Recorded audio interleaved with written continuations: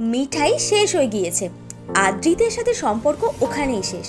অনেকটা তেমনই মত সৌমিত্রিষার। মিঠাইয়ের উচ্ছেবাবু আদ্রিত চলতি মাসের 9 তারিখে বিবাহ বন্ধনে আবদ্ধ হয়েছেন ধারাবাহিকে তার দিদিয়ার চরিত্রে অভিনয় করা কৌশাম্বীর সঙ্গে। তাদের রিসেপশনে দেখা গিয়েছিল পুরো মোদক পরিবারকে। সেই অর্থে আদ্রিত ও কৌশাম্বীর রিসেপশনই ছিল মিঠাই পরিবারের রিইউনিয়ন।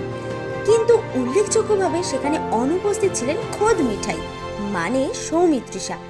তার অনুপস্থিতি নিয়ে জল্পনা ছড়িয়েছিল ভক্তদের মনে। তাহলে কি আদ্রিত এবং কৌশাম্বীর বিয়ে হওয়াতে আঘাত পেয়েছেন নায়িকা?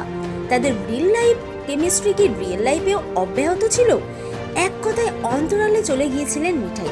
তাই সেই জল্পনা তীব্র থেকে আরো তীব্রতর হচ্ছিল। কিন্তু এইবার উচ্ছেবাবু এবং তার দিদিয়ার বিয়ে নিয়ে মুখ খুললেন মিঠাই।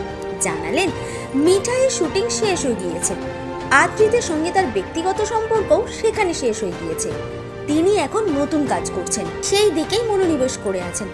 আসলে 10ই জুন ছবিতে নতুন করে দেখা যাচ্ছে সৌমিত্রিষাকে।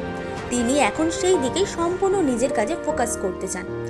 অপরদিকে আদ্রিত ও কৌশাম্বী বেরিয়ে পড়েছেন মধুচন্দ্রিমায় একান্ত সময় কাটাতে। বিমান থেকে রানওয়ে ছবি দিয়ে সেই খবর প্রকাশ করেছেন স্বয়ং কৌশাম্বী।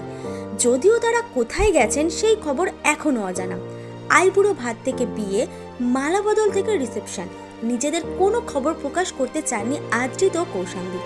ওই সোশ্যাল মিডিয়ায় যে কটা ছবি দিয়ে যা বোঝা যায় তাই।